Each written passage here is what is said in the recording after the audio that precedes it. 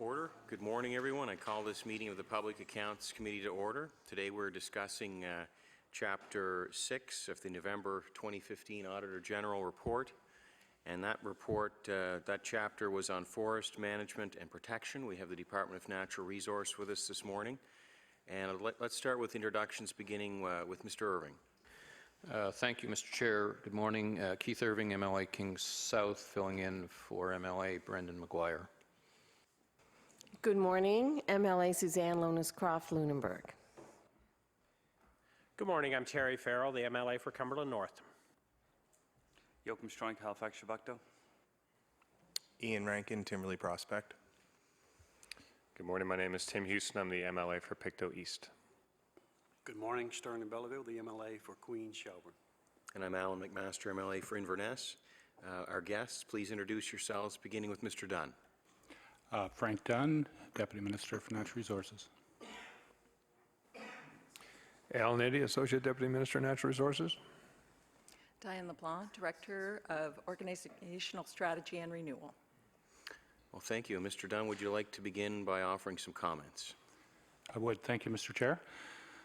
Good morning, everyone. We welcome the opportunity to appear before the committee this morning and provide an update on the work undertaken by the Department of Natural Resources to address the Auditor General's recommendations around forest management and protection and the natural resources strategy.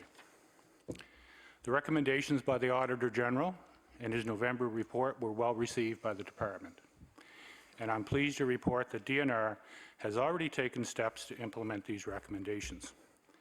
You may be interested to know that earlier in my career as a civil servant, I myself was an auditor, 7 years in fact.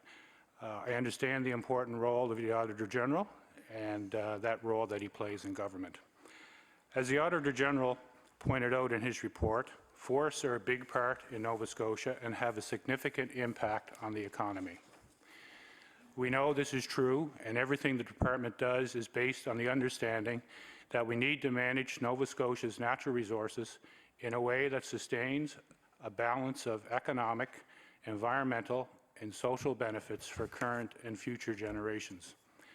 The committee members will recall that the Auditor General provided 4 recommendations to the department, and all 4 recommendations have been accepted.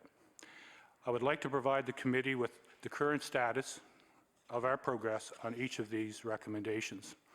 The department has agreed that clear performance measures would accurately support conclusions on the status of the action items that originate in the path we share, the natural resources strategy. Work is underway to develop these measures, and by August 31st of this year, our 5-year progress report on the strategy will clearly articulate those results. The criteria will be based on what Nova Scotians told us and what they wanted from the strategy. 4 key areas: collaborative leadership, sustainable resource development, research and knowledge sharing, and good governance. On the second recommendation, which was to report on the status of the 21 forestry action items, DNR has committed to progress reports and will outline work to date or when work will begin, as well as any changes to the approach by August 31st of this year. The response to the third recommendation: our department will implement a standardized monitoring system for Crown land operations.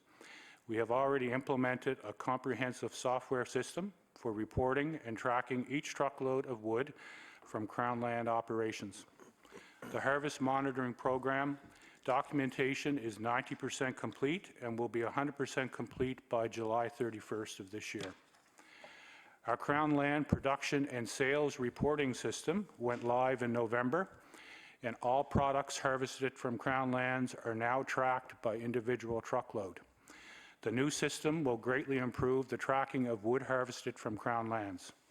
Information will be updated weekly rather than the previous system of quarterly updates. Our Harvest Management Group will conduct annual management reviews on the Provincial Forest Operations Monitoring Program. The management review will assess the overall effectiveness of the program, recommend changes to the monitoring procedures or schedule, if appropriate, and establish objectives for improvement in compliance as they relate to performance by licensees. The final recommendation was for DNR to implement a process to ensure Crown land silviculture has been completed to department requirements. Using a risk management approach, this monitoring system is now in place and allows the department to truly verify that silviculture work has been completed to department standards before reimbursement of operators. Mr. Chair, I hope this overview of the progress that has been made on the recommendations made in the Auditor General's report on forest management and protection has been helpful. I would like to conclude by taking a few minutes to explain to members the department's position on two topics that are of public interest currently. Clear-cutting. Clear-cutting, harvesting, and its impacts are generally misunderstood by the general public. In Nova Scotia, the right treatment for any site has to be based on a pre-treatment assessment employing our forest ecosystem classification system. This system of forest management is based on more than a decade of collective and collaborative research by the Renewable Resources branch of DNR. This is leading to better decisions regarding forest management prescriptions across the province.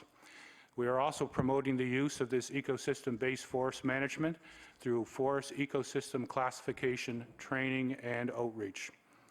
To date, more than 100 forest practitioners have been trained in forest ecosystem classification, which uses tree and plant species, soils, and wind exposure to identify appropriate harvest methods. These practitioners span DNR, industry, and private contractors. Nova Scotia is leading the way in being transparent by posting maps of proposed harvest sites and methods online for public to review and provide input. We work hard to find the right balance between environmental, economic, and social aspects. It's important to remember that our province is among the top leaders in the country in protected areas. We have protected 12.4% of our land mass. In Canada, this is exceeded by British Columbia at just over 14%. However, it is important to note that in Nova Scotia, public land comprises only about a third of our total land base, where the comparable figure in British Columbia is a whopping 95%. The final topic I wanted to briefly speak to is biomass. Another topic of public interest is the use of forest biomass. For some groups in Nova Scotia, the issue of cutting trees in our forests for the primary purpose of generating electricity has proved to be controversial. That's a statement taken from the province's electricity plan released in November of 2015. The plan goes on to say that the controversy has been mainly about whether the biomass and harvested from forests for electricity could be put to higher and better uses, and whether biomass is a cost-effective technology compared to other renewable energy options. The department encourages and promotes the best use of fiber from Nova Scotia's forests and woodlands. We continue to demonstrate best practices on Crown land and encourage through outreach, education, and engagement all private woodland operators to do the same. Forest biomass is a useful addition to the supply of fuel for electricity, but over time, there may be more cost-effective and reliable alternatives. And as renewable sources of electricity become available, the justification for primary forest biomass becomes narrower. As the new electricity plan states, Nova Scotia, over time, will look at opportunities to reduce the use of primary forest biomass for electricity. I just want to conclude on one final optimistic matter, particularly in light of our recent wintry weather. I'd like to share some good news with the members of the committee today around our provincial parks. As most committee members may know, we went live on Saturday, April 2nd, with regards to reservations for the current year. We had a fantastic opening day, surpassing last year's season's opening numbers by 38%, or 1,118 reservations. That's 4,047 reservations in one day, which generated over $350,000 in revenue. We're looking forward to a great season. So with that, Mr. Chair, I welcome questions from the committee. Thank you, Mr. Dunn. We'll begin with Mr. Houston for 20 minutes. Thank you, Mr. Chair. Can you just recap some of those statistics you gave around the land mass and stuff? I think you said 12.4% of the land mass is Crown-owned. Mr. Dunn? 12.4% of the land mass has been protected. So Crown land in Nova Scotia is somewhere around a little less than 35%. I think it's about 33%. Of that 12%? No, no. So the 12% would be 12% of Crown land. Sorry. Yeah, Mr. Eddy will. Mr. Eddy? So the 12% is 12% of the provincial land mass? Sorry, and just so I'm clear, what is the provincial land mass? It's about 6,500,000 hectare. Okay. So 12 of that is protected? 12% of that was under the Expo Act was designated to be protected by December 2015, and the government reached that objective. Okay. And what is that all? Is it all Crown land, that 12%? The vast majority of that is Crown land. Okay, and what's the rest? There are the federal parks would be included in that total number because they are obviously things. There are some small portions of private land that will have legal protections for other reasons that would have been included in that. But in general, the vast majority of that is provincial Crown land. Okay, and there was a statistic, a third is, I forget the context you said, I heard, but it was something about a third was of our land mass. Mr. Dunn? That's the total land mass in the province. How does that relate to the... About a third is Crown, and the balance being about 65% would be private land. Okay, fine, okay, I understand. Okay, so in terms of the Crown land, which would be, I guess, 35% of 6,500 hectares, is that the right way to look at that? Mr. Eddy? 6,500,000. Yeah, 6,500,000, okay, hectares. So 35% of that is Crown. So in terms of the Crown land, how much of that is leased? When I hear about Crown leases, how much is it all leased out, or how much, what percentage of that 35% would then be leased out? Mr. Dunn? I'll answer, maybe start to answer it, and I'll have Mr. Eddy respond with some more detail. I think it's important to note when we talk working forest, about 27% of the working forest in Nova Scotia is Crown land. There's some industrial land in there, and then the balance would be private land. If you're talking about leases in particular areas, we can talk about the FULA, or the lease for Port Hawkesbury paper, which is in the eastern counties of Nova Scotia. Northern Pulp operates through the Scott Maritime Act, and the recently formed consortium, West4, in the western part of the province, which includes 16 mills as stakeholders, currently manage the land and have a lease in the short term, moving towards a FULA. As directly to your question with regards to numbers, I don't have those. I don't know if Mr. Eddy does. Mr. Eddy? I don't have specifics on it, and I guess, MLA Houston, it depends on what you classify as leased, because Crown land is made available to industrial concerns in sort of two ways. There are area licenses, and I guess that's probably where you're coming from in terms of the traditional concept of a lease. And then there are volume agreements where the Crown undertakes to provide a certain amount of volume, and that could come off of all or a small portion of the land in question. So it's in terms of the areas that are currently under lease, as you would probably understand it,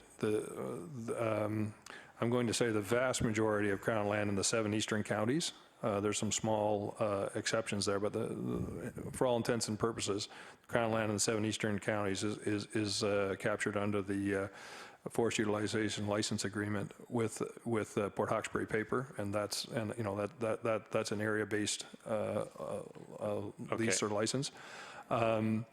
The Scott Maritime Act allows for a certain area and a certain volume to come together, and there's about 100,000 tons involved in that from a large land base that sort of varies year to year in its operations. Okay, maybe I'll just, maybe so I guess would it be fair to say that of the 35% of the province that's Crown land, most of that is under some kind of, whether it's a lease or a volume lease or area lease, but it's most of, would it be fair to say most of, or and just in simple terms? I'm just curious, just trying to orientate myself. Yeah, so at this point in time, probably somewhere between a third and 40% is probably under an area-based license. Okay, and then the other, the 30 to 40%, and then the rest, would the rest be kind of, is available for volume licenses, right? That's correct. Okay.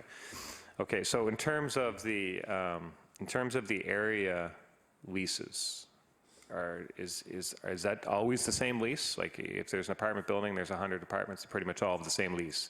Is it the same concept in the department? Yes.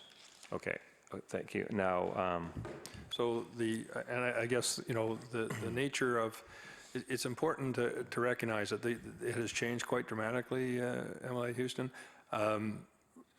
Those lands used to be held under the Store of Forest Industry Act, which gave the company almost complete control over those lands. When that act has been repealed, and they're now held under the Forest Utilization License Agreement, which gives the Crown far more flexibility. We have the right to remove lands from those licenses if we need them for other purposes. okay, so if a party has a lease at I guess under the old way, and they were looking for softwood, they had rights to everything on there, hardwood, softwood, everything on there. They had full rights over it. Is that not the case today? It's similar, but with some very important differences. So they're responsible to manage those lands, and they have the ability to harvest various volumes from it. The Crown has a commitment in the case of Port Hawkesbury paper of 400,000 metric tons per year of softwood. They can also harvest hardwood as well. But in the past, they weren't obligated to make any of those other volumes available to other companies under the Forest Utilization License Agreement. There are mechanisms in there which require them to work cooperatively with other industries. Okay, okay, no, that's helpful. In terms of if you look at the Crown land in Nova Scotia and the revenue returned to the province, I guess, which would mainly be through stumpage. And do you have a metric that says in Nova Scotia per acre or per hectare, this is the return to the province? And what is that number? And can you compare that to another province like, say, New Brunswick? I'm just trying to determine if the department is looking at, are we getting proper return from our lands in relation to comparison with other provinces? It might not be an absolute comparison, but I'm just wondering, what is the return to the province?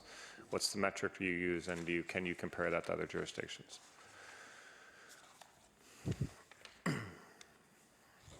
Sorry, Mr. Dunn. Mr. Chair, yes.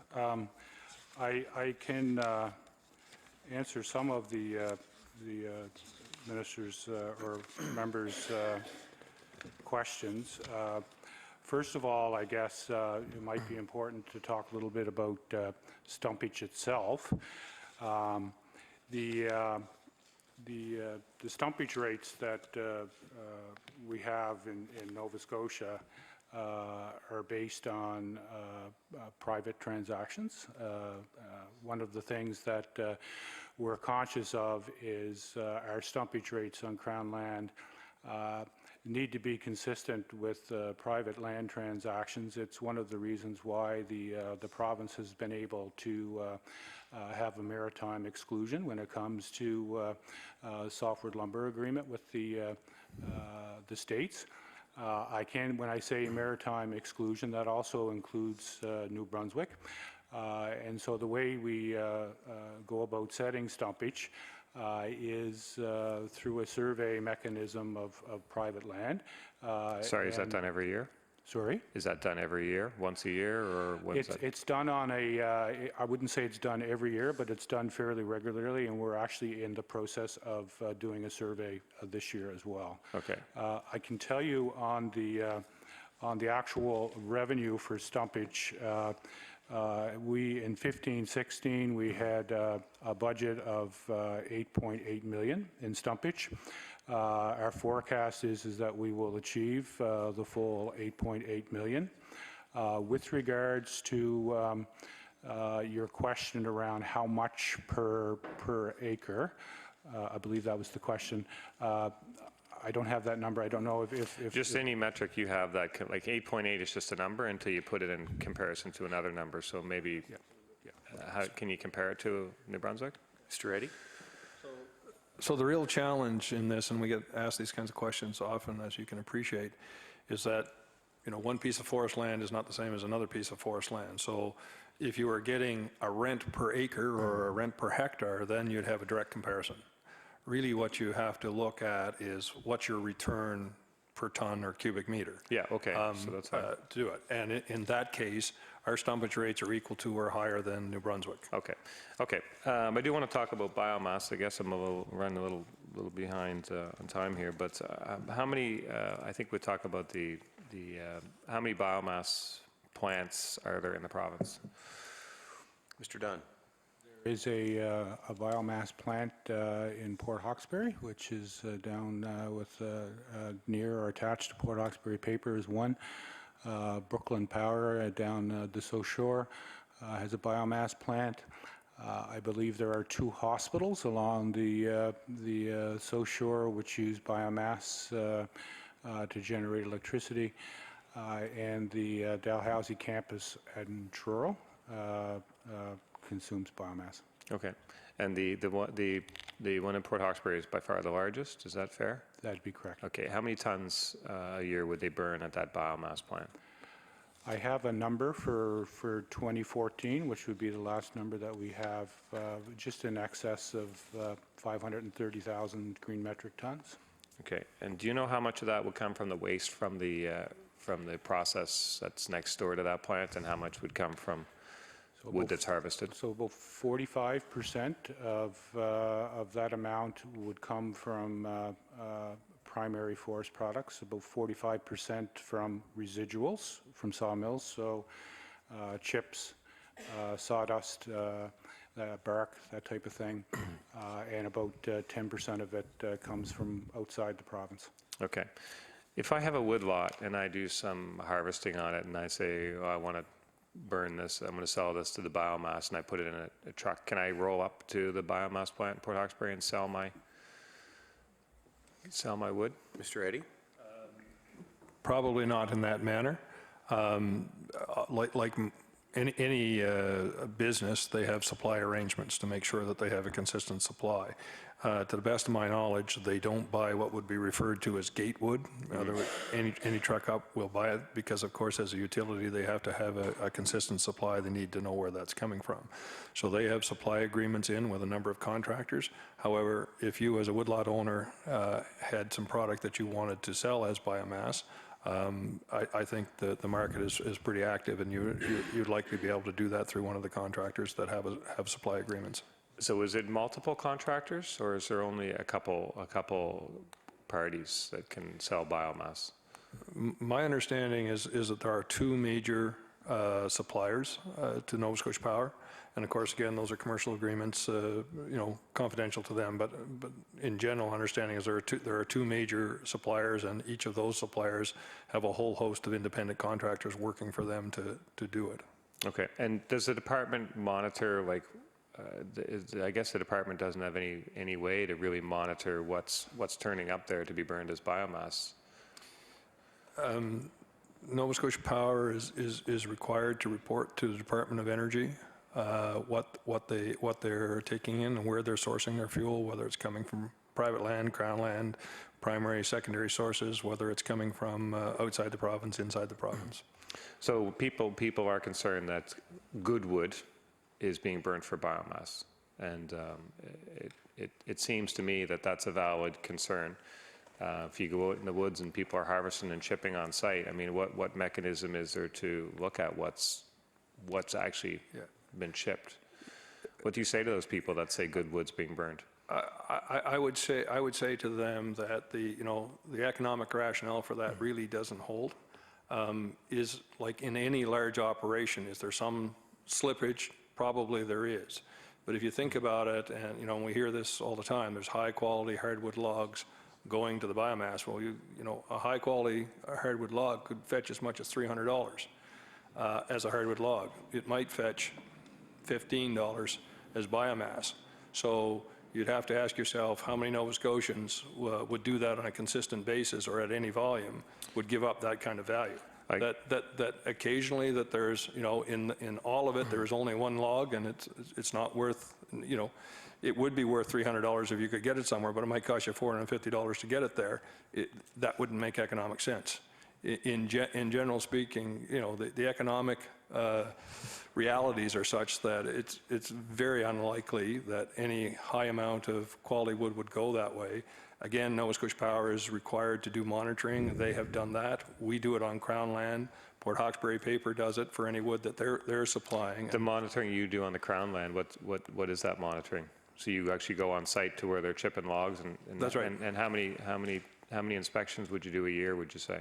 I don't have those particular numbers, but we can certainly get them, ML Houston, if you're interested in them. How many inspectors would be on staff, or? Well, I'm just going to try and figure this out quickly, but let's say we probably have several hundred across the province because, of course, all our staff multitask. And so we would have that many foresters and technicians available to us to complete that work as required. And of course, I guess the thing is, and the concern seems very real to me, especially in terms of if we think about value add to the forest for the province as a whole.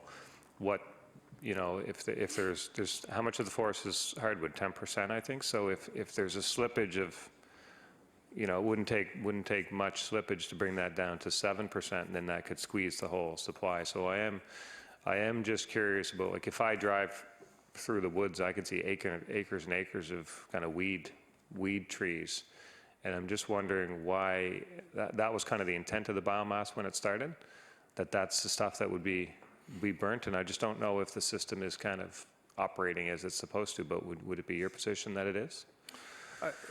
I would say that our observation would be that that there is no significant amount of quality wood going, wood that could go to higher purposes going to the biomass plant. We're, with the various reports we've seen, interacting with Nova Scotia Power, Department of Energy, the contractors, what we see on Crown land, we're very comfortable that there is virtually no high-quality wood, other than the inevitable slippage that's involved in any large-scale operation. Have you heard or seen, or has it been reported of the using bunker fuel at the biomass plant to make the chips burn faster? One of the things I've been hearing in numerous different places is that the chips aren't burning as good as they need them to, and they have to add bunker fuel. Is that a normal part of the process? I really can't comment on that one way or another, because that's not part of the work that we do. I can only tell you that that's not something I've heard of. What I do know is that the biomass plant itself is not set up to burn bunker C. Okay. How are we doing, Mr. Chair? You have about 1 minute left. Okay.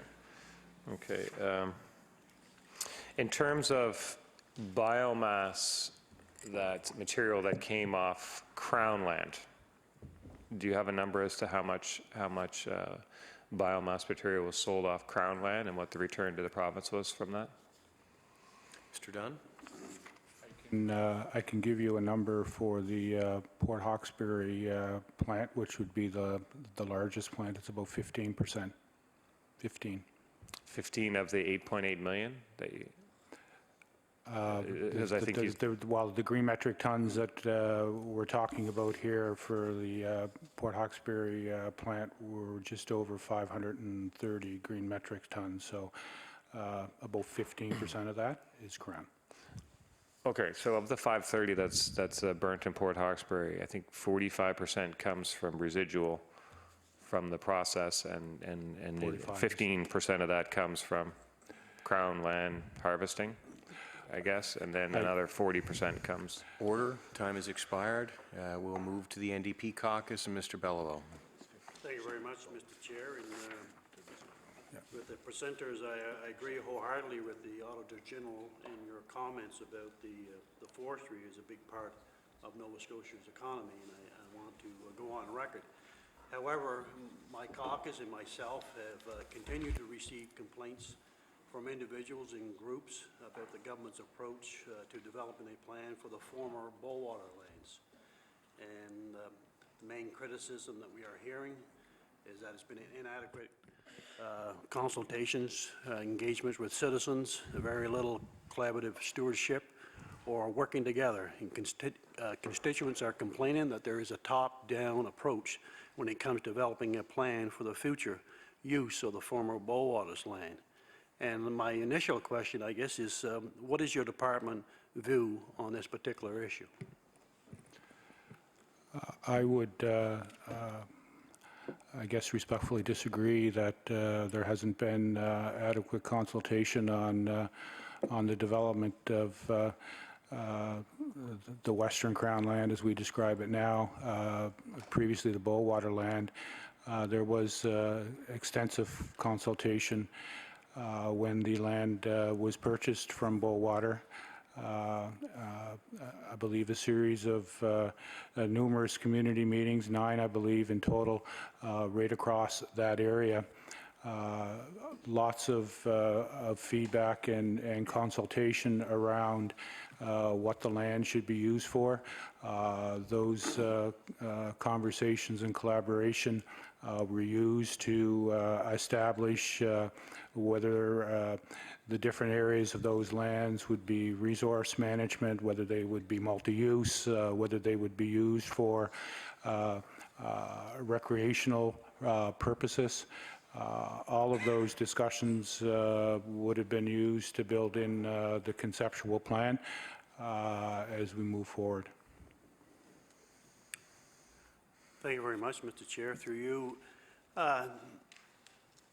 we had the opportunity to be in the government's position, and I can assure you from my point of view that those lands, Bowater's lands, was purchased for 2 reasons, Mr. Chair. Was for recreational use, more access to the public, and also for access for commercial use.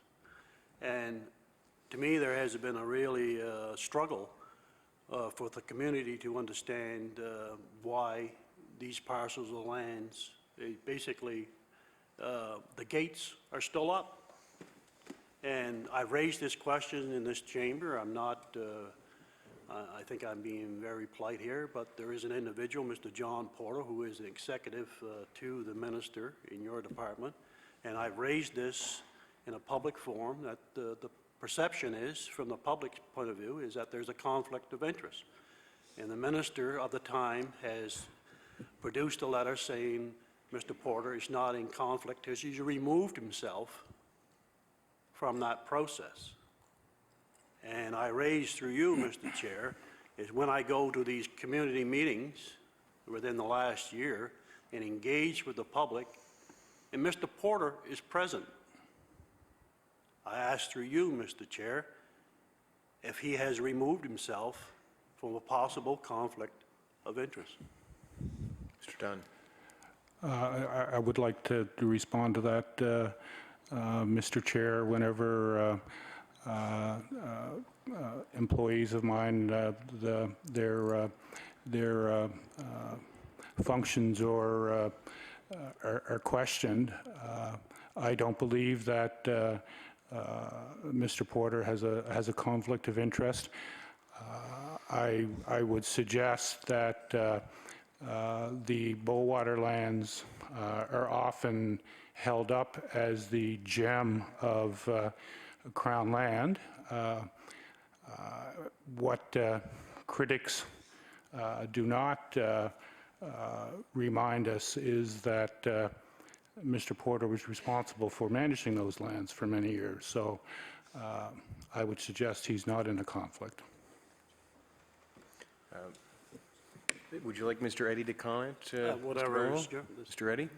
I guess I would just point out in reference to the public meetings on this. I think perhaps, Emily Belleville, you're referring to the meetings that were held this fall around the Medway lands when we're talking about the gates. I think it's important to understand that Mr. Porter, the issue is that Mr. Porter has a small piece of private property, and it's not in that block. In fact, it's on the Rosino block. And the reason the gates are still closed on the Rosino block is that the Crown, honoring its duties, is in consultation with the Mi'kmaq folks about some concerns they have about opening that up. So, that Mr. Porter participated in meetings where he has no conflict at all, I don't think should be surprising. And I think it's important to understand that the reason that those gates are still closed is because we're in consultation with, as is our duty, with the Aboriginal community. Thank you very much, Mr. Chair, and I recognize the member opposite's acknowledgement of Mr. Porter owning private land in one of the parcels of land, and we're dealing with perception here. And the public is irritated by just what have been described here in the last few minutes. So I'll move on. I know that again, one of the main issues that I have raised in my critic area is the access to fiber, wood fiber for commercial use. And I know that you, in one of your earlier, you talked about a tendering process. And to me, when I look at these commercial contractors who have great knowledge of the forestry, and we raised the question in this chamber saying the commercial users for wood, firewood, needs more access.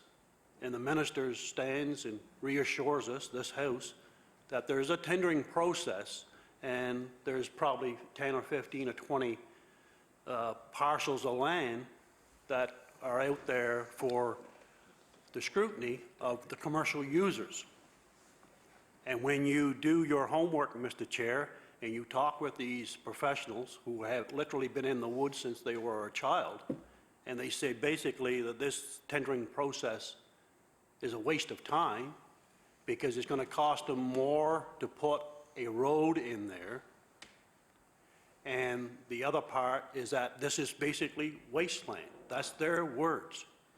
And they do not fill out an application for the tendering. So there's a flawed process there. So through you, Mr. Chair, I'm going to ask him, is these contractors wrong, or is there a better way of addressing the inadequate access to wood fiber? Mr. Dunn?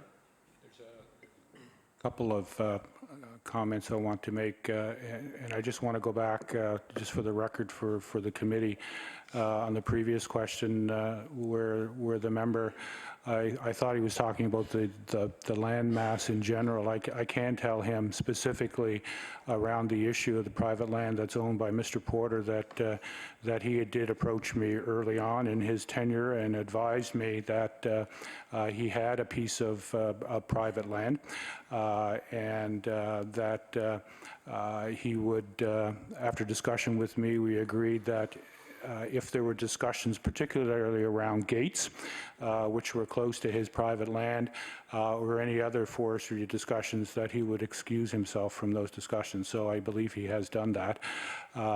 With regards to access to firewood and complaints from contractors, I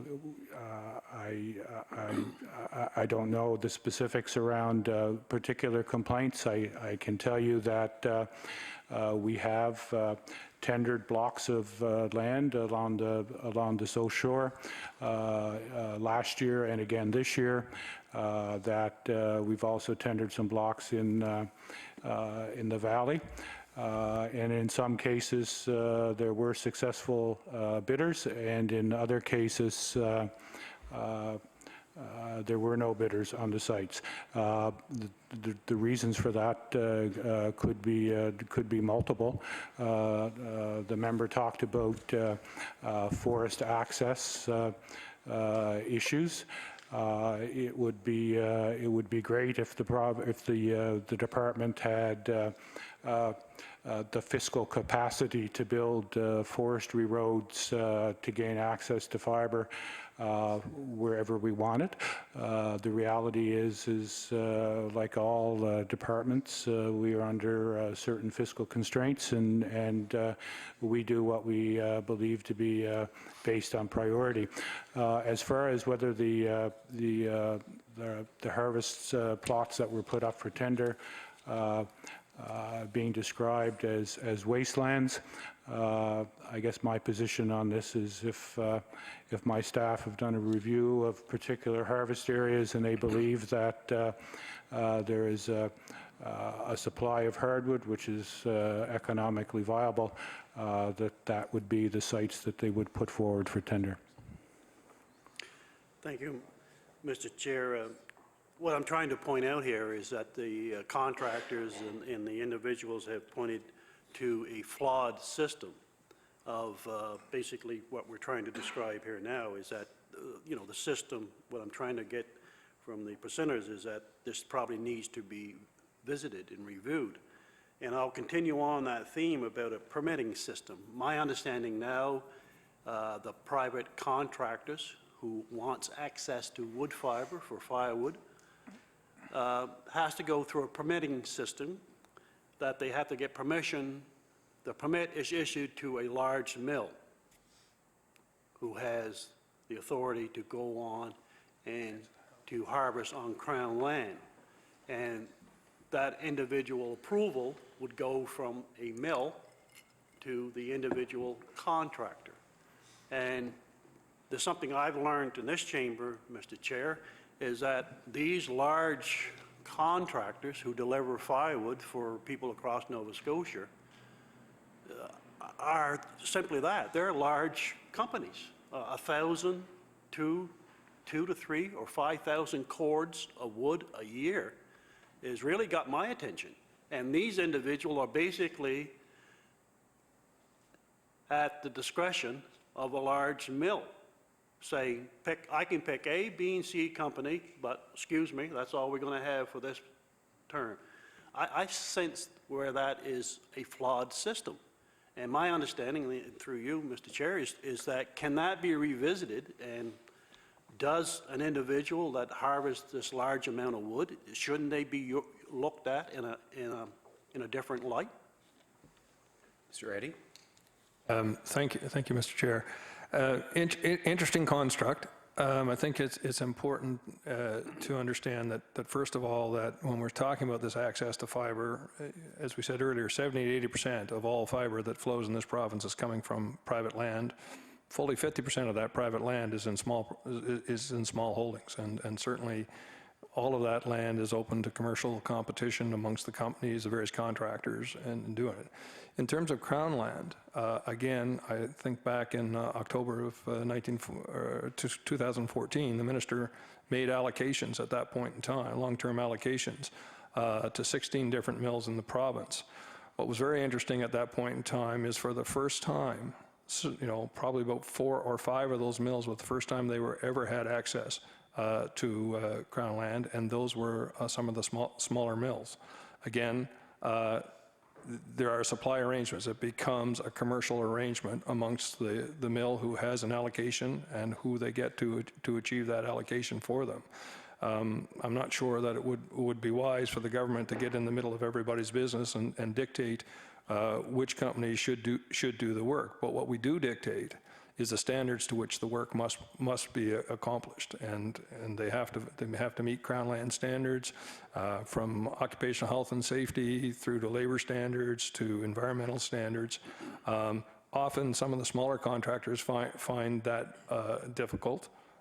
We would acknowledge that, but I think in a modern society we can't afford to relax occupational health and safety or environmental standards. And so those are the standards that the government sets in the system. It then becomes a commercial transaction between those who have the allocation to support their mills and how they go about having that harvested for them, which in general, to your point, is through a whole series of independent contractors. Okay, thank you. I do appreciate that these are large contractors, and I really believe that, not to dwell on this, but there is a need to establish a line somewhere that wood fiber for firewood is a necessity for the public of Nova Scotia. And through a clumsy permitting system, you can see where things can happen where some of these contractors may not have access. And I'm just trying to get that recognized by the present government. And also, I continue on that theme, is when we have flooring companies who my colleague identified as a company wants that perfect piece of hardwood or that log, that to me that's something that the Department of Natural Resources need to direct that supply towards those certain needs. And, I'll take it a step farther. It's like a flooring company. When you see those individual companies go out of work because they don't have access to fiber, that's the point. That is the point about addressing or the purchase of Bowater's land, is to identify recreational use and for commercial access to fiber. And I'll put that back to you, is that, again, are we addressing the needs of individual companies, such as flooring companies or wood fiber? Mr. Eddy. Mr. Chair, I would have to say that I'm unaware of, just going to do a quick mental check here, but I'm unaware of any flooring companies in close proximity to those Bowater lands. I think the companies that were alluded to earlier, one was in around the Antigonish area and the other one was up in Cape Breton. And granted, wood is transported all over this province, but their tradition, because of the size of their operations and the economic pieces of it, their traditional supply would have been only a small piece from there. And again, I go back to the point, MLA Belleville, that 70–80% of all supply in this province comes from private lands. And under legislation, the minister has a responsibility to ensure the primary source of supply in the province is in fact from private land. And so, if a company is having challenges, yes, the Crown does what it can to work with it, because we're very concerned about the overall economic activity.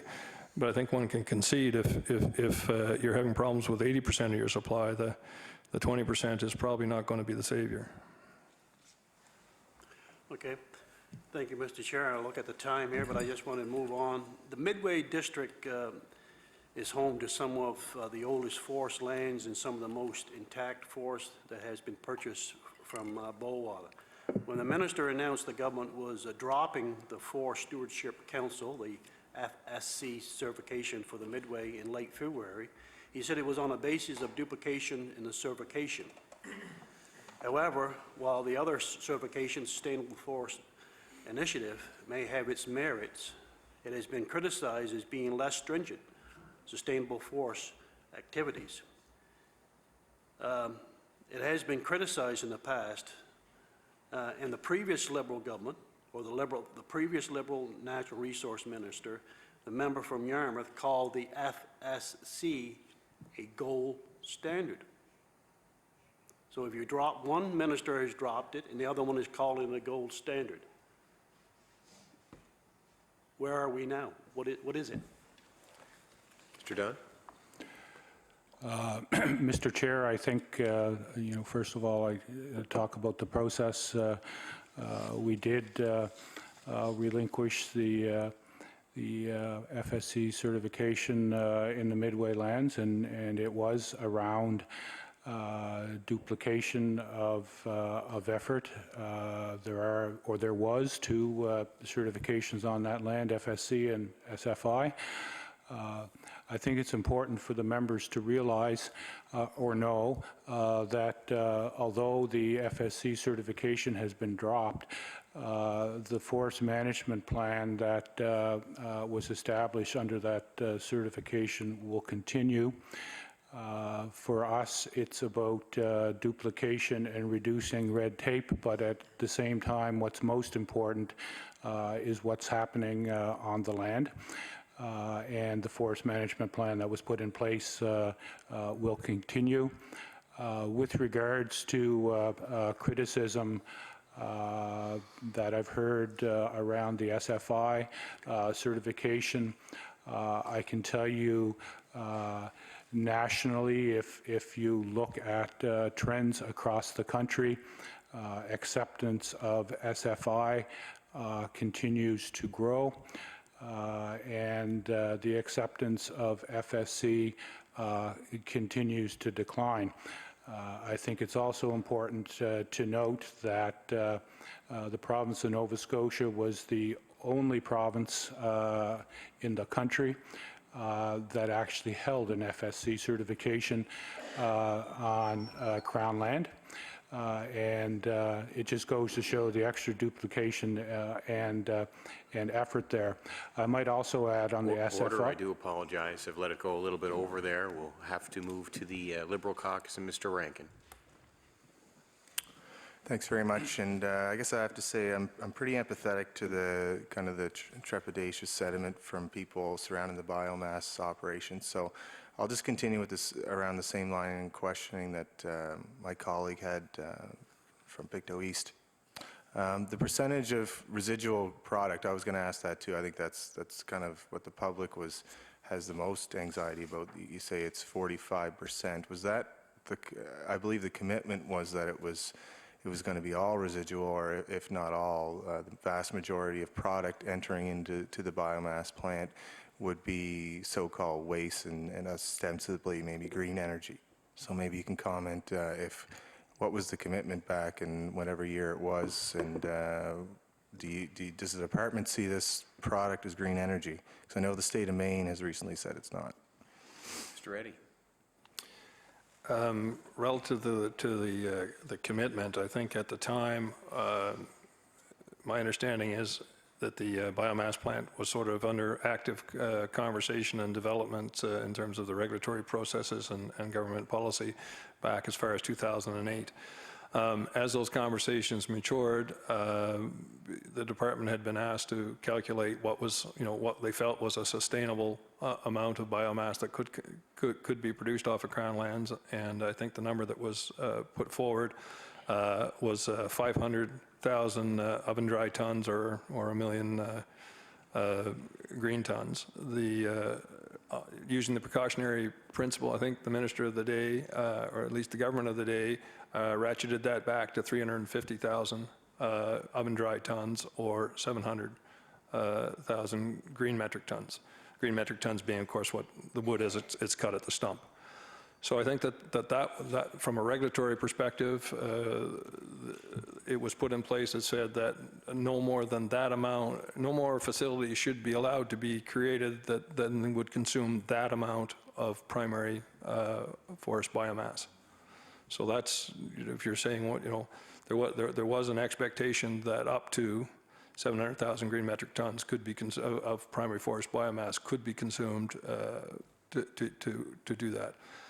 Relative to your question about whether it's green energy or not, I would have to defer to my colleagues at Energy, as we're the forestry managers and they're the energy managers.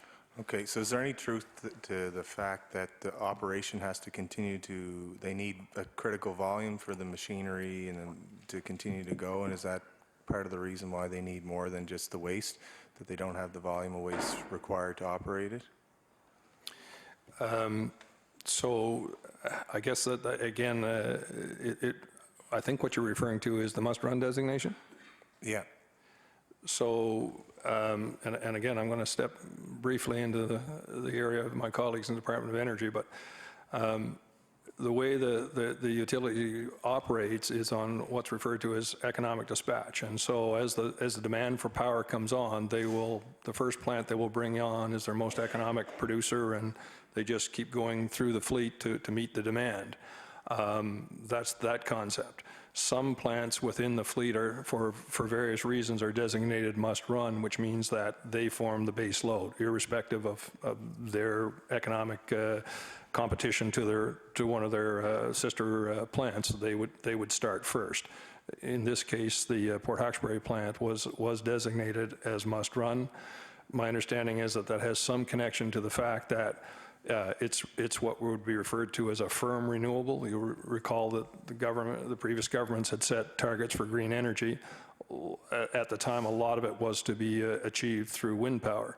The challenge with wind power, of course, is it's there when the wind's blowing. And you either use it or you don't use it. It's impossible to, well, essentially, practically not possible to store it at this point in time in any kind of quantity and then dispatch it later.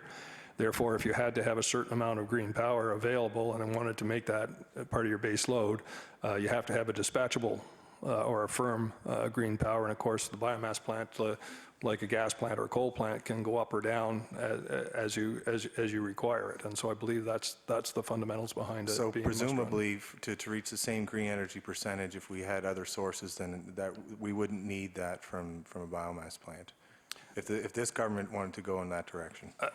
Again, I think that was something that we would have to address to the Department of Energy, because it's just not my area of expertise. So just the numbers breakdown is what, 530,000 green tons, I think was the term. So 45% of that would be the waste. So would that mean that the 55% would be a combination of softwood, hardwood? What would be the rest, the 55%? Mr. Dunn.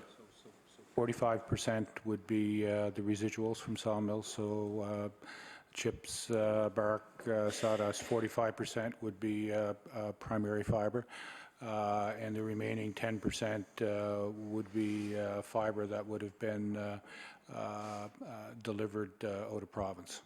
Okay, so that's roughly 270,000. That's primary forest. Of that, how much would be hardwood? Are we able to discern if it's is it 10% hardwood, or is there any way that we monitor that? Mr. Eddy? We don't have those numbers with us today. Again, we could retrieve them if that was of interest. It's part of the larger reporting that Nova Scotia Power is required to do with the Department of Energy. I would have to say at this moment in time, I can't say specifically whether they separate it out in hardwood or softwood, or whether it's just primary and secondary. And I guess that's the concern, even from not only an environmental standpoint, it's the economics of possibly having high-quality hardwood going into the system. So I just want to understand the economics before I move on to one of my colleagues, that if a private operator, you said 80% of the fiber comes from private, what is the impetus for them to sell for firewood? Like, how do the numbers match up? Do they get a better return by going to the biomass plant, or can the economics, are they they're in the market to ensure that people have access to firewood if they have high quality wood? Mr. Dunn. Perhaps I can start, and Mr. Eddy can give the specific numbers.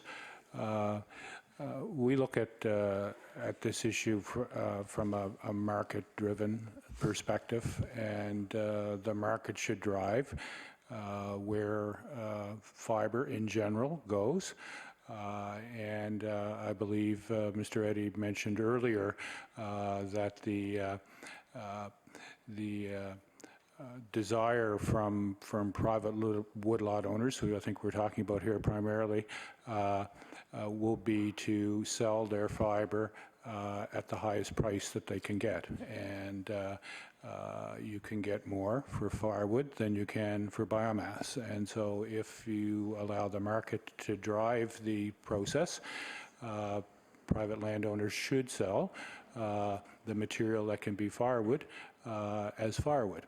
To Mr. Eddy's point earlier, no system is perfect, and it comes down to economics, and you may get a piece of hardwood in a shipment for biomass that, all things being equal, could be used for firewood, but the cost to segregate that one piece would cost you more than actually selling it as firewood. With regards to the specific numbers around economics, Mr. Eddy. Mr. Eddy?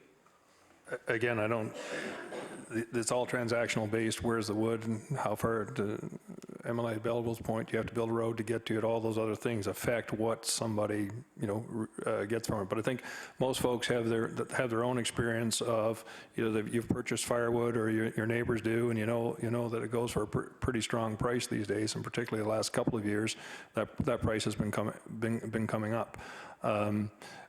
Biomass, generally speaking, is being sold at somewhere between $50 and $60 a ton, and those are the top ends delivered.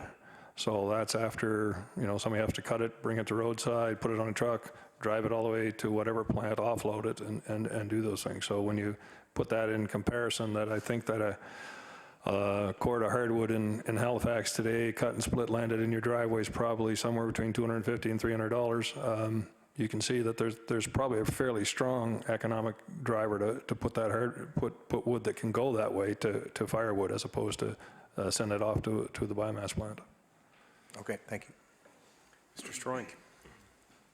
Thank you very much for your presentation. My colleague here took most of my questions on biomass, so I'll move forward into some other stuff. I guess a big question for me is, once the cutting has occurred, based on your process, and maybe you can walk us through a bit of that. A lot of science is put forward into clear cutting, but also into reforestation of a clear cut. So if you can just walk me through a bit of that, because I think that's fundamentally important for people to understand, that it's not a matter of harvesters going into a land and just cutting it and stripping it clean, which there's a conception that that's what's happening, which is not. So if you could walk us through that. Mr. Eddy. Please. Thank you, Mr. Chair. Indeed, there's a lot of misconception around how that happens, and so I think it's important, as Deputy Dunn pointed out earlier, on Crown land, every harvest is preceded by a pre-treatment assessment, and those are people that are trained, and they have to go out and they have to examine the general land mass. Where is it in terms of exposure to wind and weather? They look at the soil types, they look at the rooting depth, they look at the moisture regime on site, they look at the plant communities, and through our ecological land classification system, understand what's the larger sort of succession or progression that stand would normally go in a natural process, and all of that goes into formulates the harvest prescription, part of which is an understanding of whether there is advanced regeneration on site, so there are seedlings or saplings already there that need to be protected, whether or not that's a site that would likely, again, because of its soil type, its proximity. There was some conversation about the Bullwater lands, and in particular, St. Margaret's Bay, we know, is some of the best regenerating land in Nova Scotia to red spruce. That's largely a result of the climate in that area, where the fog produces a lot of moisture, and it's good for regeneration. All of that is taken into consideration before the harvest even begins. But once the harvest is completed on Crown land, all areas that are harvested are required to have be surveyed 2 years after harvest to determine whether they're adequately regenerated to commercial species. And if that's not, and if that survey demonstrates that that's not the case, then planting will follow. And I guess following that, and I guess what a lot of people are seeing is on the media, or not in the media, but online, is the stripping of land. That does not occur on Crown land, right? That's private land. That's not happening within our preview. Is that correct? Definitely, we can say on Crown land, stripping of land does not happen if it's a forest harvesting. It's possible that mineral rights have been obtained, and that a mine is being developed, and then I think everybody would recognize that the nature of that activity would lead you to a situation that's different than if you were trying to do a forestry operation and regenerate it. Again, I think that a lot of the things that we see online, that's the beauty of online, is it gives you instant access, but you never really know what you're seeing. And so we know that, back to many of the questions around biomass, there's been a lot of concern about the nature of some of that harvesting. What a lot of folks don't see is that at the same time, there's been kind of an uptick in the agriculture sector around blueberries and beef. And in Nova Scotia, many of our farmers are taking advantage of that uptake to expand their production. So in many cases, what they're doing is taking what was agricultural land, which because of the economics of whatever they were involved in, or previous owners of that farm had been allowed to start to come back into forest condition, and they're just simply reverting it back to an agricultural use.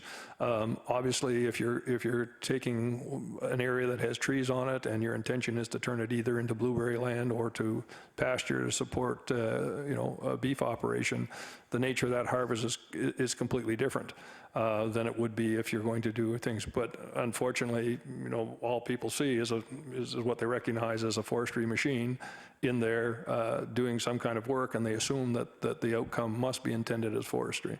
And in many cases, it's actually a change of land use, or in the agriculture case, just reverting to type. Great, thank you. And I just want to change course direction just a bit more of what some people in my constituency are talking about is the you alluded to it at the end of your speech on the good news of parks and how they're being more utilized here in Nova Scotia. And I guess that's music to my ears, in the sense of more and more people are enjoying our Nova Scotia wilderness, crown land, parks, and all that kind of stuff. What are you contributing to that to? Because it seems like with those numbers that you shared is a very large increase in park usage. Mr. Dunn. So the question was what's causing that? Yeah, what's causing those increases? There's a couple of things. First of all, I think it would be helpful for the committee members to realize that the department realizes that we're at a bit of a turning point when it comes to our park system, and particularly our camping parks in the province. It's not something that's unique to us. It's an issue that is right across the country, and I think a lot of it has to do with the change in societal values when it comes to the use of camping parks and the technology age. Young families are less likely to attend or go to a camping park than they might have 20 or 30 years ago. Specifically to the uptake this year, I think there's a couple of reasons. Our philosophy around our park system is, considering the fiscal realities of where we are, we will concentrate on our existing park system. We have some aging infrastructure. We need to upgrade and put money into that system, and then we need to market our parks in a better way. With regards to opening day this year, I would suggest two things. One, the winter we had last year, in April, there was still, in some areas of the province, several feet of snow on the ground, and I don't think for a lot of people the minds had turned to getting ready to go camping in the summer. One thing we did this year, though, that's been a little different than normal, and I talked a little bit about marketing the park system. We actually, Natural Resources actually attended the RV show this year for the first time in a good many years, and began to market the park. So those would be, I think, two reasons to explain the uptake this year. I guess one of the things I just also want to touch base on is the self-service parks. I think that was one of the best things that we've done for this province, because it creates a new experience for campers. If you look throughout North America, the self-serve park system is very prevalent, very successful, and I guess that's where, as someone who enjoys parks, that's where I would tend to go. Do you have any sense of how that's unfolding as the year goes by? Yeah. Mr. Chair, whenever there's a change to a process or an infrastructure that's been around for a long time, there is some apprehension from some people. Last year, during the budget, we converted 7 parks to self-registration. I can tell you that the major concerns that were expressed, and they were expressed really in 2 of the 7 parks. One was in the Porters Lake Park, and the other was in the Chairs Riding in Waikagama. We actually made a conscious effort to go out and talk to the community in those 2 particular parks, address their concerns. I can tell you of the 7 registration parks last year that overall occupancy year over year remained the same. One of the major concerns that individuals had that expressed concern about the change was security, which was a belief that there would be no one in the parks, and that was not the case. It was just simply the registration process would come online. To address concerns that some citizens had last year, working with the Department of Environment, we had our enforcement officers, conservation officers increase patrols of parks, and I can tell you there was very little concern or instances that would require an enforcement officer. So overall, the self-registration initiative has been successful. Order.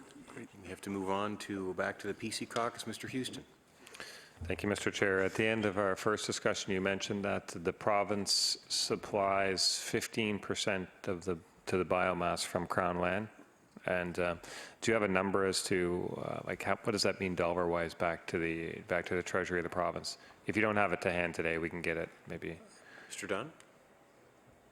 I can get it for you. I don't have it right now. Okay, but it would be a portion of the 8.8 million that you referred to as stumpage to the yeah, okay, that's fine.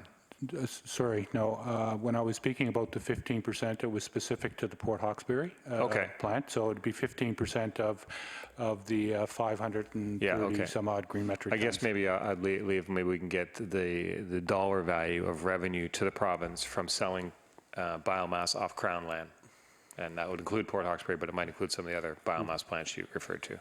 We can get that for Okay, you. thank you. I do want to talk about silviculture. Now, there's a silviculture fund that the province administers, I guess. What's the value of that fund? You just bear with me here for a second, Mr. Chair. There's actually there's 2 funds. So we have a Crown Land silviculture fund, and we also have a private land silviculture fund. I can tell you in the budget for Crown land in 15-16, 4.3 million, and the amount of private land silviculture would be 4.1 million. Okay. Now, have those funds have been in existence for a number of years, I guess? There's been little change in the structure of how it's done? Correct. And the value of those funds, has that remained pretty constant as well over? The value of the funds actually have increased, particularly on the Crown land side, with the purchase of the Bowater lands in the Western region. So there was an addition to the department budget in 14-15 for silviculture on the Western lands. Is there any relationship between the stumpage returns to the province and what goes into this fund? Like, is it like we always put 50% back into silviculture, or is it always just kind of an annual allotment? Mr. Eddy. I don't think at this point in time there's a direct correlation between those 2 things. Okay. There is what the requirement, and again, I think that this is the interesting thing about, the ecosystem approach to forestry. You do what the land requires. So there are a lot of folks, for instance, there was questions earlier, I think, about how do we go about reforesting on Crown land, and there's a lot of folks that believe that if you cut a tree, you absolutely have to plant a tree. And, you know, and that's a good conservation ethic in general, but I think it has to be tempered by the reality of the area you are. So there are some areas, if you don't plant a tree, you absolutely won't have any trees. Okay. One of the things about Nova Scotia is we're blessed with an awful lot of natural regeneration. And so what we found over time is that in some cases we were planting trees that really weren't contributing to anything other than okay, the I activity. think that's good. I just want to focus on the fund, that we can come to that. Now, in terms of the, like a lot of people who work in silviculture would say to me, our rates haven't been increased in however many years. Now, we're talking about the value of the fund, and the private fund, if we focus on that, it's 4.1 million.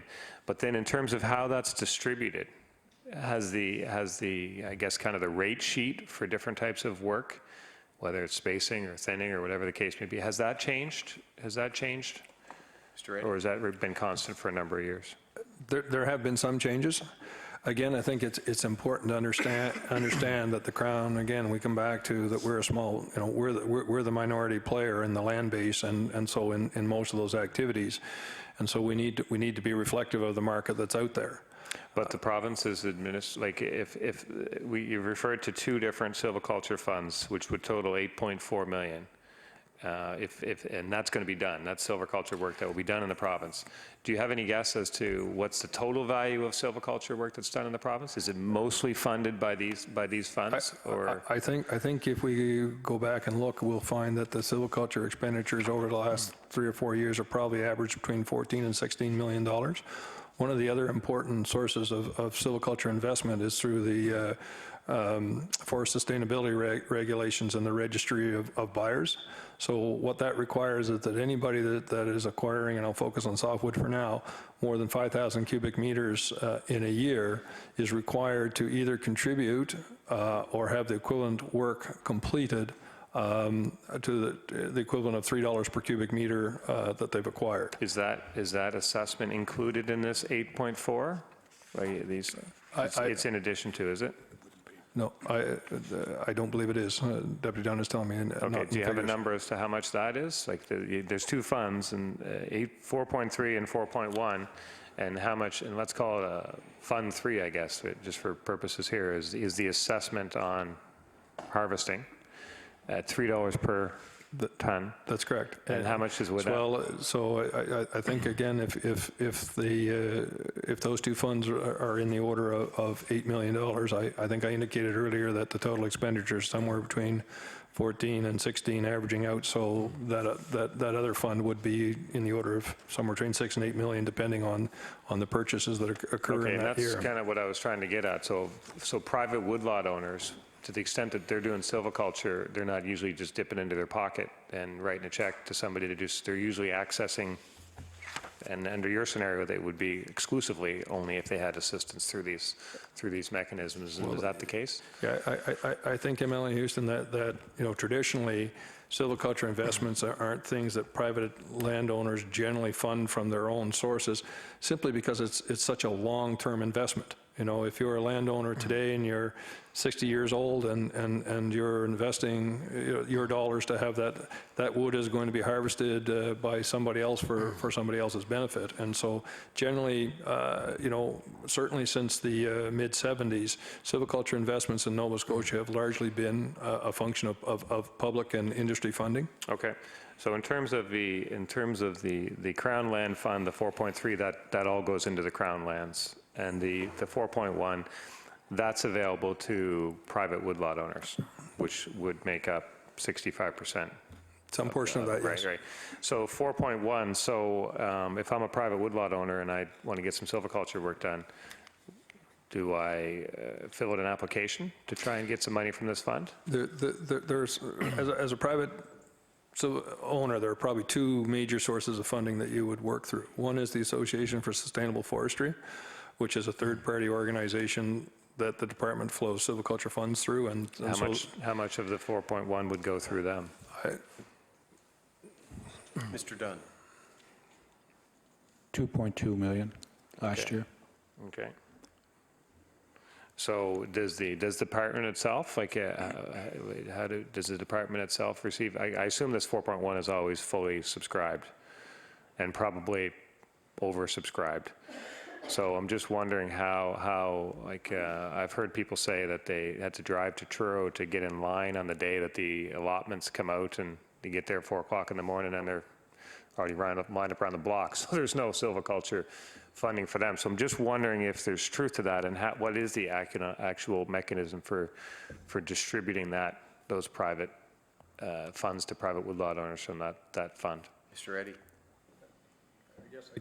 I guess I can't comment if there's any truth to it or not, but not having been there, but I wouldn't doubt that, there are people who go to concerts and want to be there the night before and all those other things. It definitely is a sort of first come, first served system where people put it in. There are some buckets of funds, if you will, that 2.2 would be subdivided. There'd be so much available for pre-commercial thinning, so much available for commercial thinning, planting, et cetera, et cetera. And so depending which treatment type you were seeking assistance on, you would have more or less competition for the available funding. And what day does this fund kind of open up? What day does the concert ticket sales go on? I believe it's an annual piece. I could say to you that I'm unaware that there was ever a case when the fund would have been fully subscribed in the first day or the first couple of days of, it's not that level of piece. There are some of the other programs that have come out over time around road assistance where there's limited funds and they were subscribed quite quickly. But in general, silviculture funding is sort of doled out over the year. And is it doled out to the landowners, or would it be doled out like to the contractors, who then, as they do their work over the course of a year, dole out what they've been able to secure? I think it's a combination. Again, I think it's fair to say that the contractors who are in the business and understand the system very well, and are, that's their employment, and others that they employ have a vested interest in making sure that they have some funding. But generally, what they do is that they work with landowners, and they apply on their behalf. So instead of every individual landowner having to apply, it makes the system a lot more efficient. If you have a subset of forestry businesses that are supplying those landowners that silviculture service, who do the majority of the applications. Okay, in your experience, is there enough silviculture work being done in the province? I guess the question is, how do we define enough?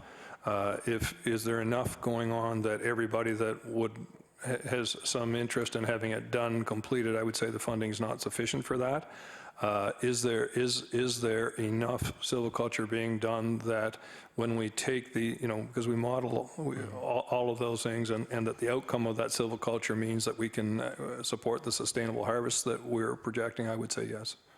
Okay, and you would also say that on the Crown lands? Yes. Even more definitively on the Crown lands? Yes, absolutely. Okay. In terms of, I think somebody mentioned about getting access to money for roads and stuff like that. Would that come out of the silviculture fund if you wanted to improve a woods road? Mr. Dunn?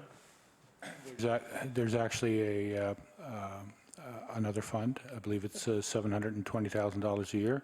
Okay. Which Forest Nova Scotia would administer for us. Okay, so 720. Now, what about like property lines? I often hear people talking about lines are overgrown and stuff like that. Is there any? I think at the province at one point, I don't know, it was quite a while ago, 80s or 90s, actually invested in putting people to work redoing lines. Yeah. Is that something that's still being done or contemplated? So it is still being done. The property line maintenance, boundary line maintenance for Crown land would generally be done by our surveyors, which would be in our regional offices across the province. The dollar amount that I referred to in the silviculture numbers here would not include survey work. So a dollar amount for that, I would need to give it to you because it would be salaries for surveyors. What about is there a fund for private owners to access? Because there's $720,000 for roads, but would there be a similar amount for assistance getting property lines blazed, I think is the term. Mr. Eddy? you referred to previous programs, and I think that, again, through the late 70s through to the mid-90s, there were a series of federal, provincial forestry programs that were there, and under those programs there was in fact funding available to support private land boundary line maintenance. To the best of my understanding, since those agreements expired in the mid-90s, that's not a form of assistance that's been available to private landowners through the department. Okay, okay, and I guess, Time is just about expired, unless you have a very quick question. okay, I think I'll pass. Thank you for your... Okay, order. We'll move to the NDP Caucus. Mr. Beliveau. Thank you very much, Mr. Chair, and I believe you answered this question earlier, but I'll ask it for the record. There has been, my question is regarding the revenue that's been accrued by the government last year regarding result of stumpage fees. Mr. Dunn. I believe it was 8.8, just a moment, Mr. Chair, 8.8 million, almost 8.9 million. Okay. So my question is regarding, has there been new staff that has been hired to address the monitoring of this stumpage? And has there been new staff that's been acquired to address for this issue? I wouldn't, Mr. Chair, I wouldn't say that there hasn't been specific staff hired to monitor stumpage. I believe what the committee member may be referring to is the Auditor General's recommendation that harvesting and licensing operations on Crown land, there needed to be a process to be implemented to do that. So I guess to not drag the answer out, there hasn't been, there's been regular hiring of staff, but I wouldn't say to the member that they were specifically hired to address stumpage, but we are very close to implementing a monitoring process on Crown land, which will include the amount of harvest that comes off the land, and that in and of itself indirectly would tell us the type of stumpage that's coming off a piece of Crown land. So again, to me, 8.8 million, that's a considerable amount of pocket change. So, and I believe the Auditor General is saying that there's probably room for improvement there. But to me, again, that's a considerable amount of money. Do you see that as something worthwhile to improve on that? Mr. Chair, yes, and as I mentioned earlier, we have agreed with all the Auditor General's recommendations. As Mr. Eddy said earlier, not so much that we were not monitoring to ensure that the proper harvest volume was coming off the land and how that indirectly relates to stumpage, but it was more about documenting the process. I can tell the member that the new Forest Operations Inspection and Audit Program, which we should have in place by July 31st of this year, includes things such as the pre-treatment assessment, the amount harvesting, the trucking load, what was done with regards to road construction, bridge and culvert installation, and silviculture to ensure that compliance is followed with the licensee. So, thank you very much. If I could just kind of take you in a different direction, and I consider myself an average Nova Scotian as we move into the electronic age, and some of us has been there for a considerable amount of time, but the Department, Natural Resources, has moved to online mapping system. And my general question is, for the public, do you find has the general public has easy access to this? I know some people get lost in the maze of electronic mapping. What is your perception of where we're at? Mr. Chair, I'm actually quite glad that the member asked this question. He's referring to the harvest mapping process that we currently have on file. It was a request by stakeholders and NGOs to provide that information. I can tell you that the process now is when the harvest map goes online, that individuals can be on an email list, which will be notified of the harvest transaction, or the proposed harvest sites. They have an opportunity to respond. An example would be the site in Scotia Island out in Upper Tantallon. But to answer your question, the harvest mapping site is not easy for everyone.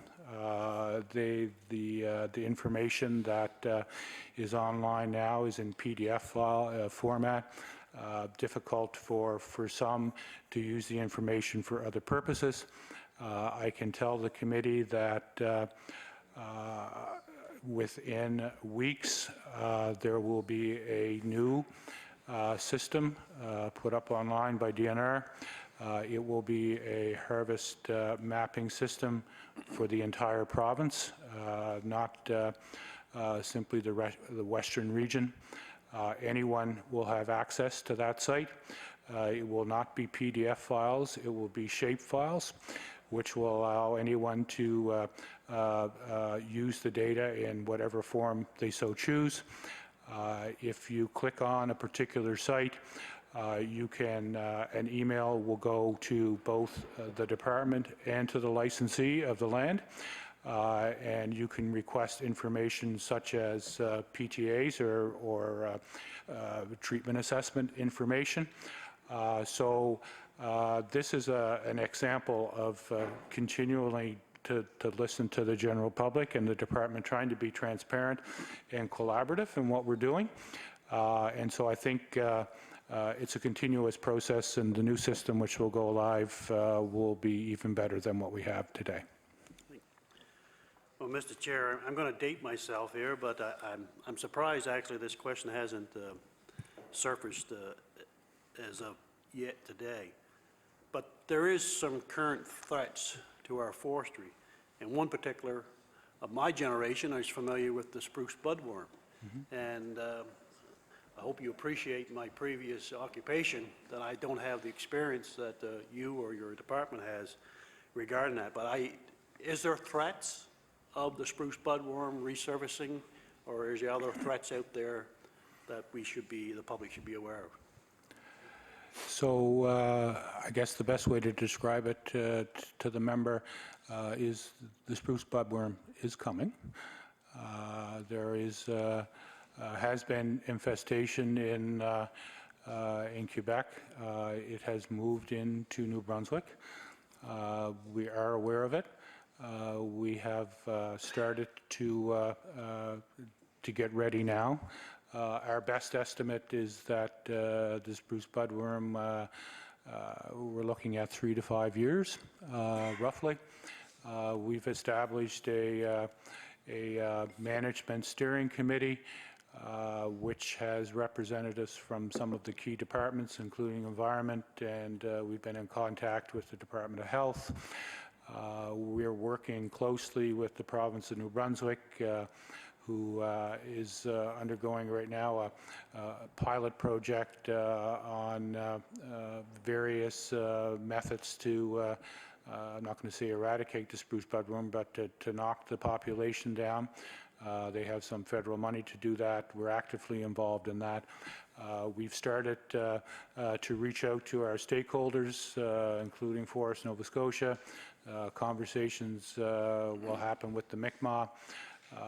And yes, it's coming, and we anticipate within 3 to 5 years, but DNR will be ready when it happens.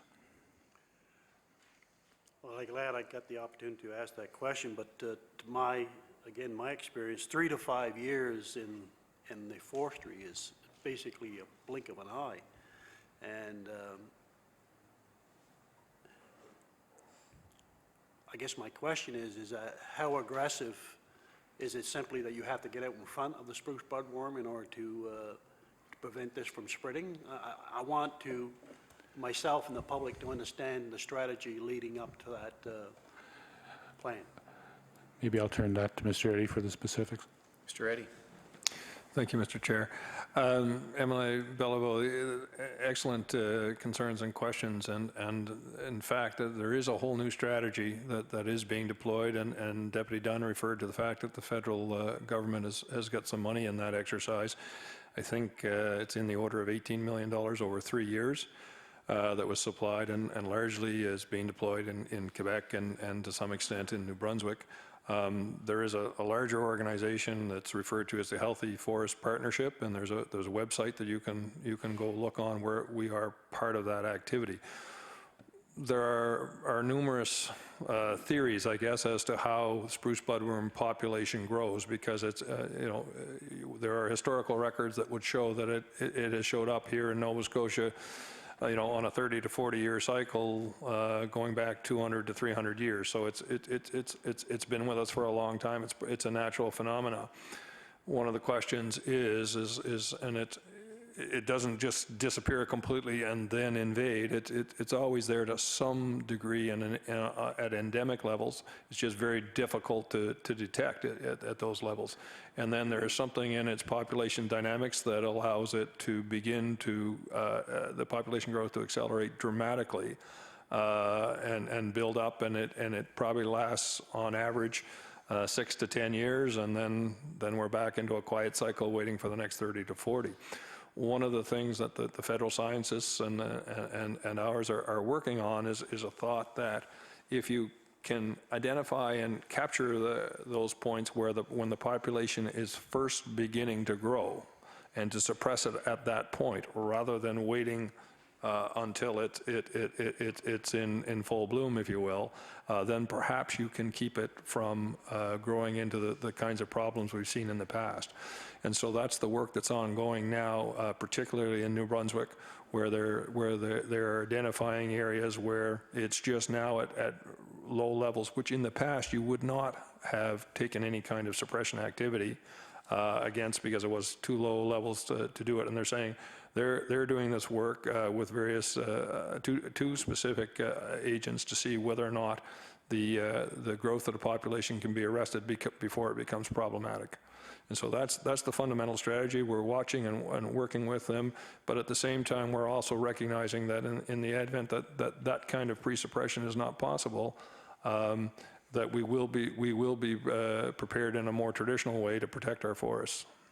Okay, I'm going to move on here, and this raises a number of questions, and I'm sure my colleagues, and I want to give credit to our staff for actually giving me that question. I'd like to take the full credit for it, but I'm aware of our staff research on it. But it will be further questions for our budget process, and I welcome your comments.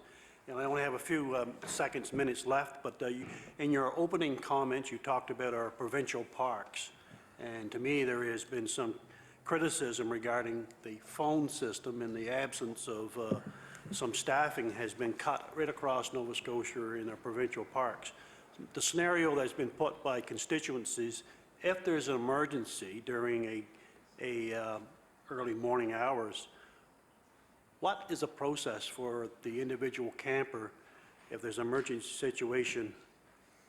What happens there? What do they do? Mr. Dunn. I can start, Mr. Chair, by saying moving to a self-registration of parks did not change the number of staff that would have been in the park. I believe the member described as the early hours. This was a change that instead of registering at a booth when you entered the park, you would do it online. I would suggest to the member that if there was an emergency in a park in the wee hours of the morning, it would be no different today than it was prior to self-registration.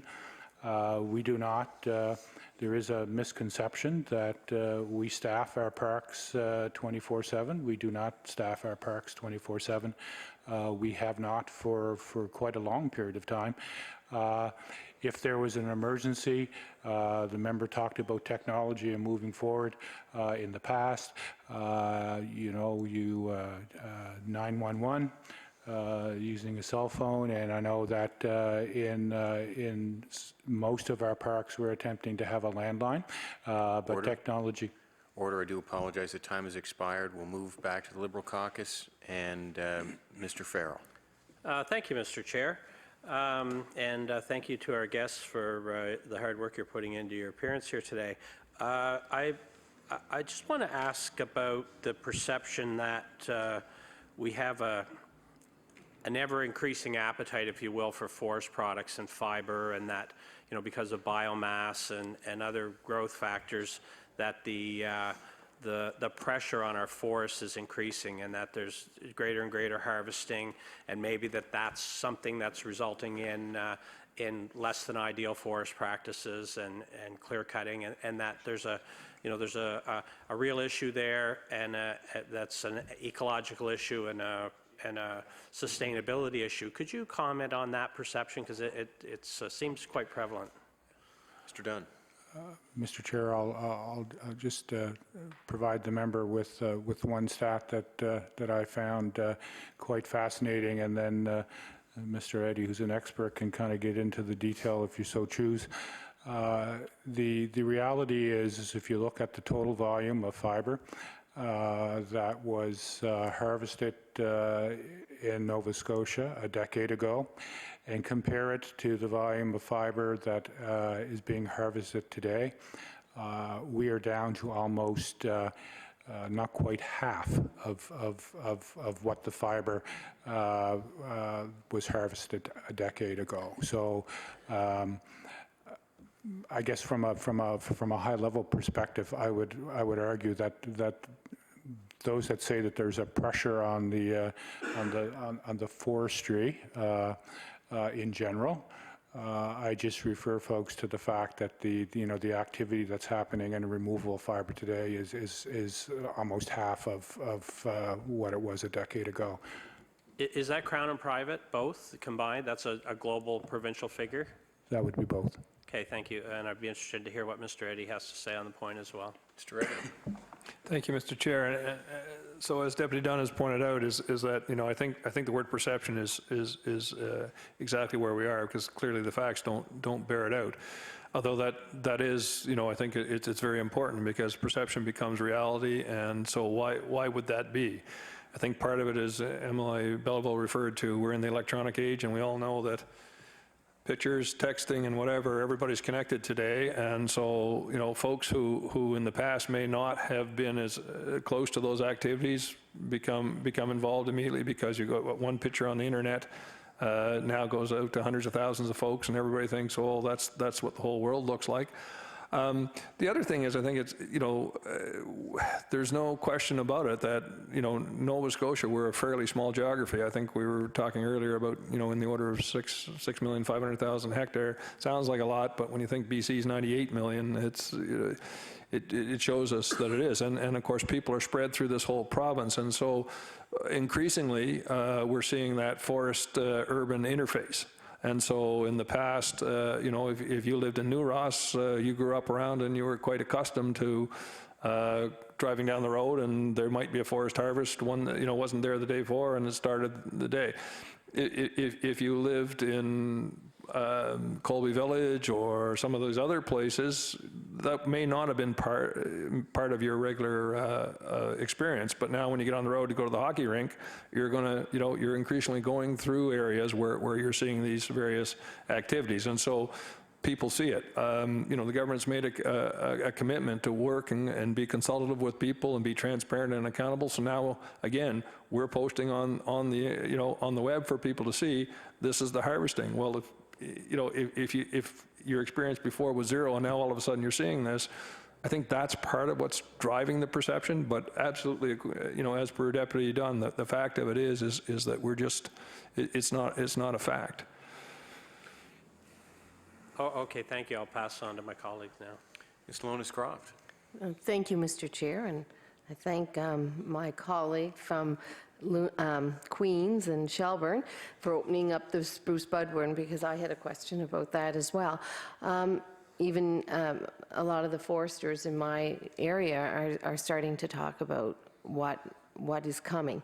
And even yesterday I was at an outdoor recreation and play symposium in Mr. Bellevaux's constituency, and the topic came up how it's going to affect recreation in Nova Scotia.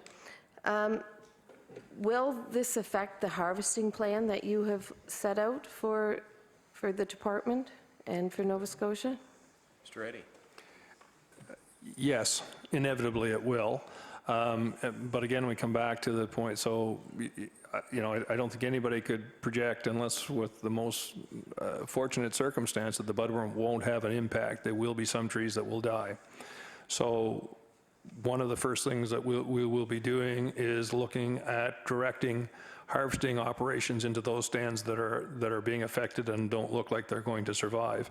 I think it's important to understand that, the budworm's operation in the forest is it eats the needles on the softwood trees, so the leaves of the softwood trees, if you will. And a softwood is, puts new needles on every year, and that's generally where the budworm feeds, is on the fresh needles.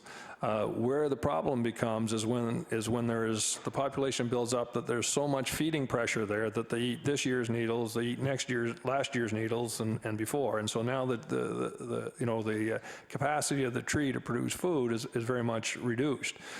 Average softwood carries somewhere between 5 and 7 years worth of needles. The rest of them, if you think about a tree that you look at, the ends closer to the trunk, there are no needles in there, and that's because they've dropped off. So once all the needles have been consumed and you're only left with what could come out in the next year's growth, the tree is going to be in serious trouble. So there'll be a whole series of monitoring and understanding where the most severely affected stands are, and every effort will be made to focus harvesting efforts there rather than on healthy stands. And you have a communication plan to go with that for our foresters? We do. We're I think, as Deputy Dunn alluded to earlier, right now we've been 2 years ago, we had a consultant who spent the Barrington Group who spent a whole year working with us and our stakeholders developing a framework for how we could respond to the budworm. A big part of that was what were the necessary communications links and activities that would be part of that. And there are a series of committees that have been identified, and I think the deputy referred to the fact that the executive committee has already been stood up. We're now looking at the science committee and the communications committee beginning to become operational and start working on some of these issues. Okay, thank you. I'll pass it on to my colleague. Mr. Irving. Thank you, Mr. Chair. I guess I've got about 6 minutes. Is that correct? Maybe I'll just move to the question I want to make sure that I get in here this morning. I want to go back to the Auditor General's report and the recommendations. It pointed to clear lack of monitoring of silviculture, stumpage fees and quantities, the use of risk management practices, and suggested there was more thorough reporting and performance measures required for progress on the action plan. And if you read carefully in the report, it doesn't say that wasn't happening, but I think, as we work to ensure that we have the social license to harvest this important resource, we do have to worry about public's perception.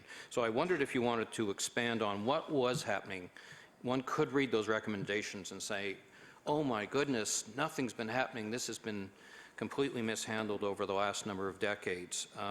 Could you tell us what was happening, and then expand on your agreements and the work being taken to follow up on the Auditor General's recommendations? Mr. Dunn. I can start, Mr. Chair. I think it's a good point to make, and it was not in the Auditor General's report that we were not doing anything. Far from it. When an auditor comes in to audit a particular program or file, one of the things that they look for is documented evidence that, in this particular case, monitoring was actually happening. And that's where we fell short. Verbally, we could describe to him what was happening with regards to monitoring of harvest plots on Crown land, but he was looking for documentation. And so in that particular area, we were somewhat deficient. As I mentioned in my opening remarks, we have accepted all his recommendations, and so on a go-forward basis, we are ensuring that documentation is here, because we also realize that the Auditor General will be back sooner than later to ensure that we did what we said we would do.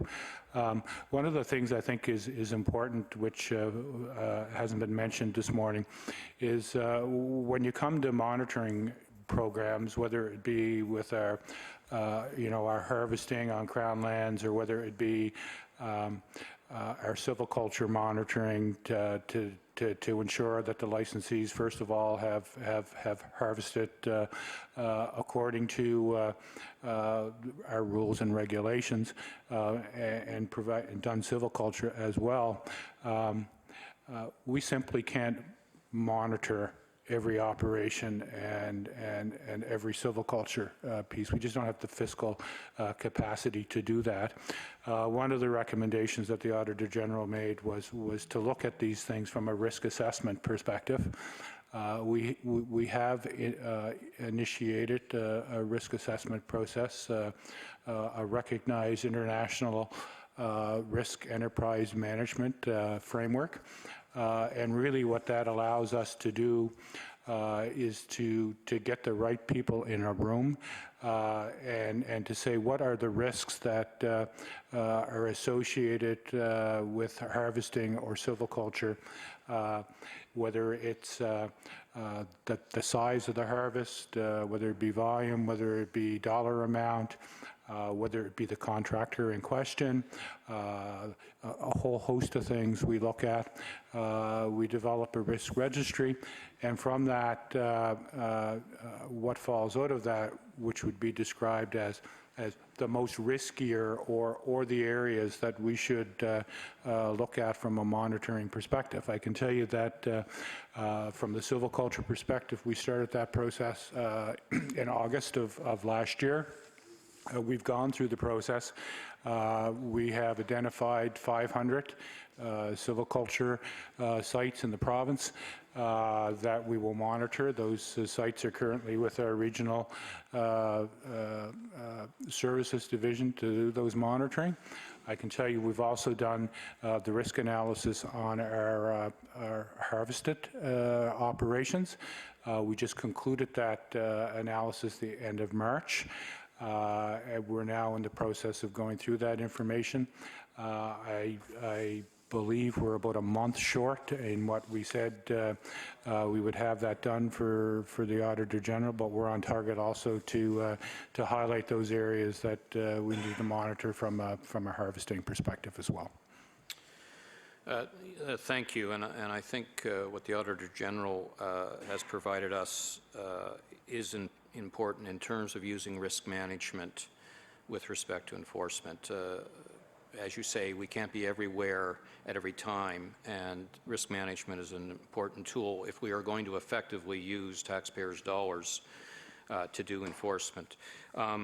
So it's fair to say, and this goes back to your opening comments, that all of the recommendations will be completed, I believe you said by July 31st. Is that correct?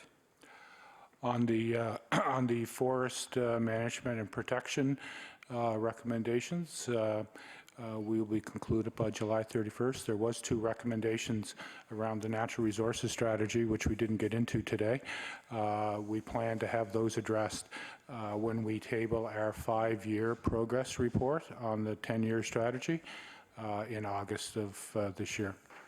Order. Time has expired for questions. Mr. Dunn, would you like to provide some closing comments? I'd like to, Mr. Chair, thank the committee members for the questions this morning, and for those questions that we advise that we would follow up on, we'll make sure that we get that information to the committee. So thank you very much. Thank you very much. We appreciate your time and your answering of all the questions today. We do have some committee business. We have correspondence from the IWK Health Center. That was information requested from the February 17th meeting. It is pretty straightforward. Everyone has received a copy of that. Is there any questions on that correspondence? Seeing none, we have also correspondence from the Department of Business. Now, this was raised on our agenda last week, but it was not, I understand that the information was not in front of you at the time. There was a request for the proposals that were put forward to Cabinet relating to the future of the visitor information centers. The response that came back from the Department of Business was that those documents form part of a submission to Executive Council, and that Cabinet confidentiality ensures issues may be deliberated by Cabinet with candor. In light of these circumstances, it was the position of the Department of Business that it would be inappropriate to disclose those documents to the committee. Is there any comments on that response? Hearing none, I am to presume that the committee is okay with foregoing further pursuance of that information.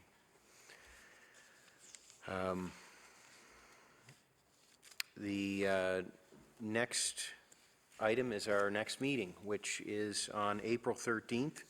That is with the Department of Internal Services, Justice, and Housing, Nova Scotia.